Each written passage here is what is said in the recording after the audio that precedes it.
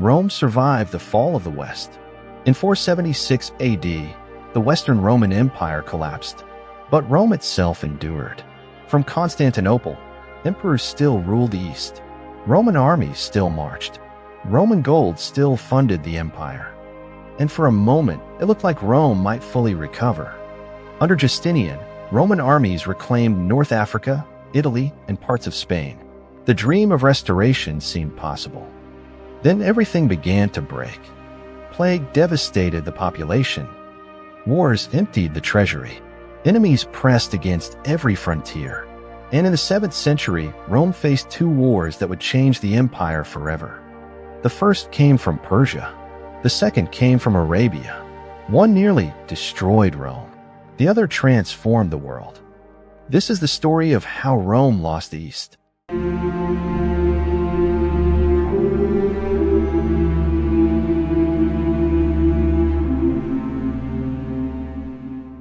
When Emperor Justinian died in 565 AD, he left behind an empire larger than the one he inherited. But expansion had come at a terrible cost. Decades of war against the Vandals, Ostrogoths, and Persians had drained the empire's finances. The Plague of Justinian had killed millions across the Mediterranean.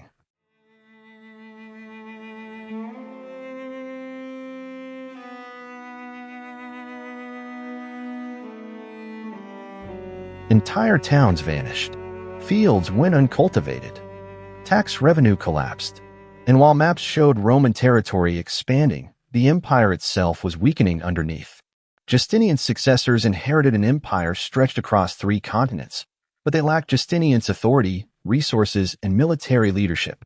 Then new enemies appeared. In 568 AD, the Lombards invaded Italy. Unlike earlier raiders, they did not come to plunder and leave. They came to settle. City after city slipped from Roman control. The costly reconquest of Italy was already beginning to unravel. At the same time, the Balkans descended into chaos. Slavic tribes crossed the Danube in growing numbers. Avars attacked Roman settlements and frontier forts. Entire provinces became unstable. The empire could no longer defend every border at once. And while Rome struggled in the West and Balkans, another enemy was watching in the East, Persia. For centuries, Rome and the Sassanid Persian Empire had fought for dominance across the Near East. Neither side had ever truly destroyed the other. But in the early 7th century, that balance collapsed.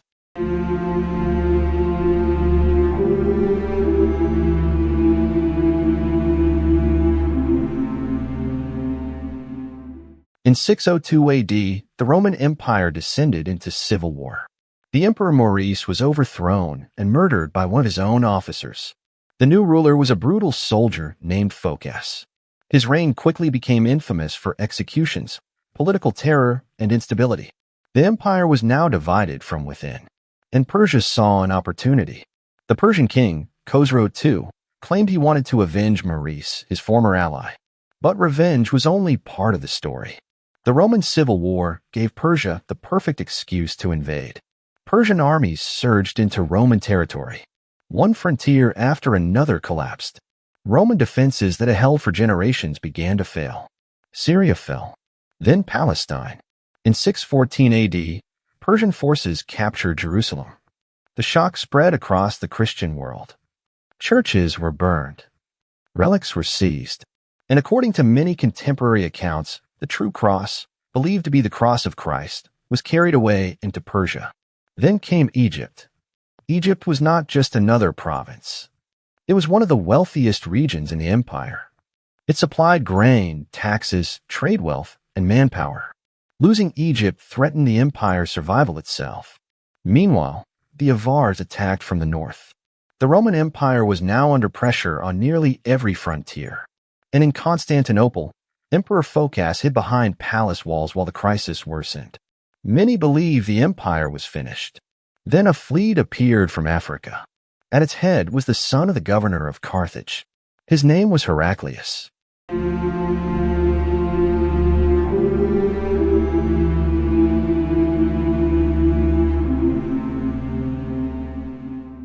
In 610 AD, Heraclius entered Constantinople and overthrew Phocas. According to later accounts, Phocas asked him, "Will you rule better?" Heraclius reportedly answered, "Will you make it easy?" It was a grim beginning, because the empire Heraclius inherited was breaking apart.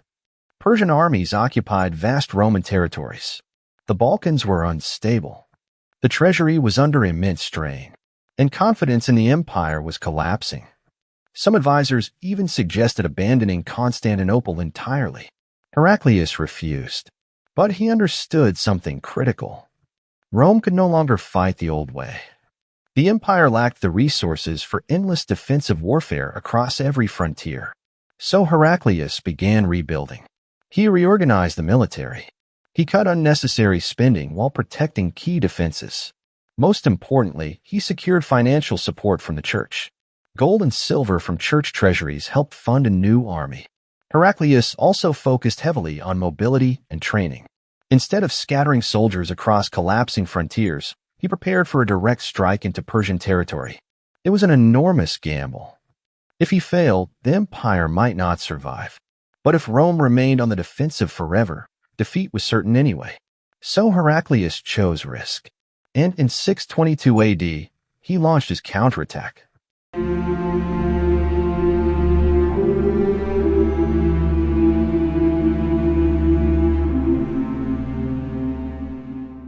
Heraclius did not simply defend Roman territory. He carried the war deep into Persia itself. For years, Roman armies moved across mountains, rivers, and hostile territory. Heraclius relied on speed, surprise, and maneuver warfare. Instead of allowing Persia to dictate the battlefield, he forced the Persians to react to him.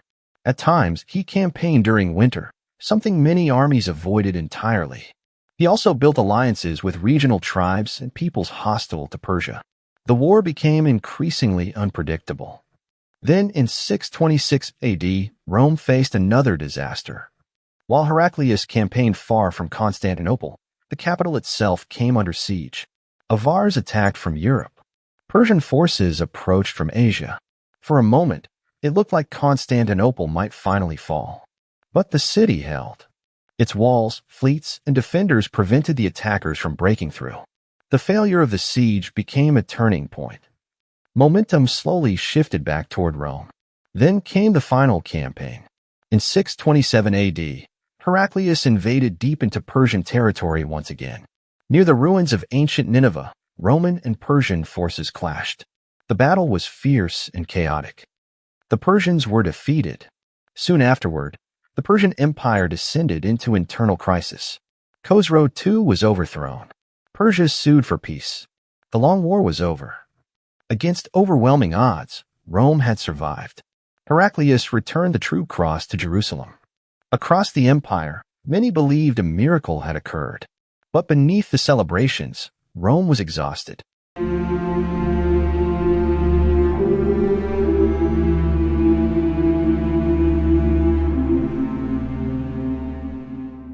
Rome had defeated Persia, but the cost was devastating. For more than 2 decades, the Near East had been consumed by war. Cities had been damaged, trade disrupted, farms abandoned. Entire provinces had been repeatedly invaded. Both Rome and Persia emerged from the conflict financially weakened and militarily exhausted. The empire still stood, but its ability to absorb another massive war had been badly reduced. This was the hidden problem behind Heraclius' victory.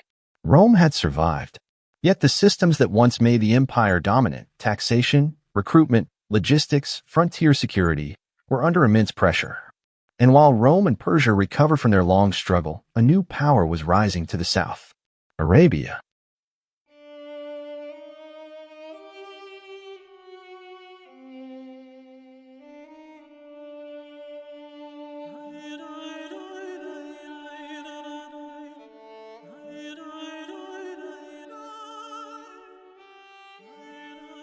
For centuries, Arabia had stood on the edges of the Roman and Persian worlds.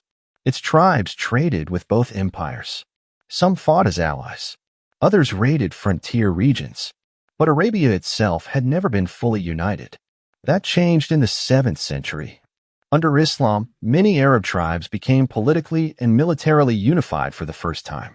This new movement created armies with remarkable mobility and cohesion. And unlike Rome or Persia, these forces were not emerging from decades of exhausting war. They moved quickly. They adapted rapidly. And they entered a region where both great empires had already drained themselves nearly to collapse. Soon, Arab armies pushed northward into Roman territory. The empire that had just survived Persia now faced another invasion. Heraclius gathered his forces once more. And in 636 AD, near the Yarmouk River, Rome prepared for one of the most decisive battles in its history.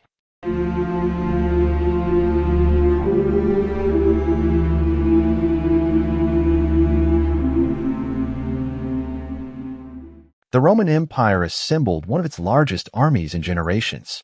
Imperial troops, Armenian allies, regional forces, and Christian Arab frontier guards gathered to stop the rapid Muslim advance into Syria. Emperor Heraclius understood the danger. If Syria was permanently lost, the empire's entire eastern shield could collapse. Command of the imperial army was entrusted to the Armenian general Vahan, while Heraclius directed the wider campaign from Antioch.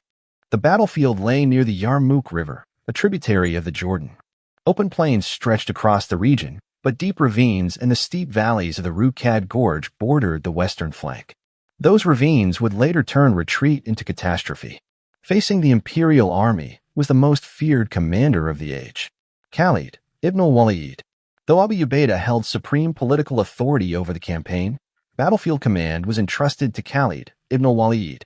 Known as Sef Allah, the Sword of God, he had already earned a reputation for blistering speed, battlefield maneuvering, and aggressive cavalry tactics.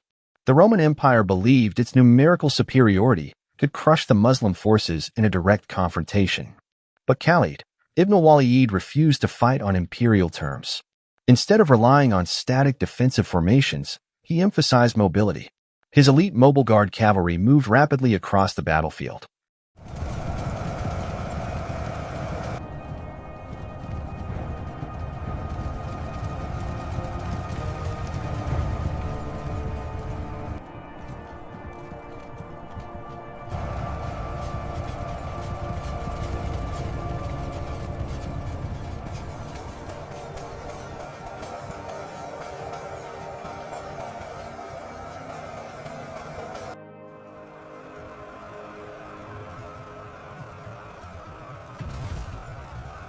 Reinforcing weak positions and striking exposed flanks. For 6 grueling days, the armies clashed. The fighting was brutal. Charges and counterattacks swept across the sun-drenched plains near the Yarmouk River. Dust covered the battlefield. Intense summer heat exhausted the heavily armored imperial troops. At several moments, Byzantine forces nearly broke through the Muslim lines. Each time Khalid ibn Walid repositioned his mobile reserve to stabilize the front. Then came the final phase of the battle. On the 6th day, a fierce desert wind drove clouds of dust directly into the faces of the Byzantine forces. Khalid ibn Walid recognized the moment immediately. He concentrated his cavalry for a decisive, coordinated assault. Muslim cavalry forces drove a wedge between the Byzantine horsemen and infantry, forcing the imperial cavalry to abandon the field. Left exposed, the imperial flanks began to collapse. Communication between the Armenian, Greek, and Arab contingents broke down. Confusion spread across the battlefield. Units began retreating in panic. But behind them stood the ravines. Muslim forces had already maneuvered around and captured the crucial Rukad Bridge, cutting off the safest route of escape. As retreat turned chaotic, thousands of Byzantine soldiers attempting to flee became trapped against the steep terrain. Some fell during the panic. Others were killed while trying to surrender or escape. The imperial line shattered completely. Yarmouk was more than a battlefield defeat. It permanently altered the balance of power in the Near East. After the disaster, Roman control over the Levant rapidly collapsed. The empire no longer possessed the manpower or financial strength to fully recover its eastern provinces. Heraclius reportedly left Syria that same year with the bitter words, "Farewell, a long farewell to Syria, my fair province. Thou art in enemies now." The emperor looked back toward the lands he had spent decades recovering from the Sasanian Persians, only to watch them slip away permanently within a matter of years. By late 636 AD, Heraclius abandoned the region and withdrew north behind the Taurus Mountains. Whether every detail of the farewell story is literal or legendary, the tradition captured the scale of the disaster. The Roman Empire had lost the East, and the gates to the expanding Rashidun Caliphate were now open. At Yarmouk, the Roman army was shattered. Syria was lost forever, and beyond it lay Egypt, the richest province of the Roman world. The empire Heraclius had fought so hard to save was collapsing once again. Yet Rome was not finished, because even after losing the East, the empire survived, and the next struggle would shape what Rome became. But Egypt was next. Subscribe for Part 2, The Fall of Egypt, and hit the bell for more ancient history.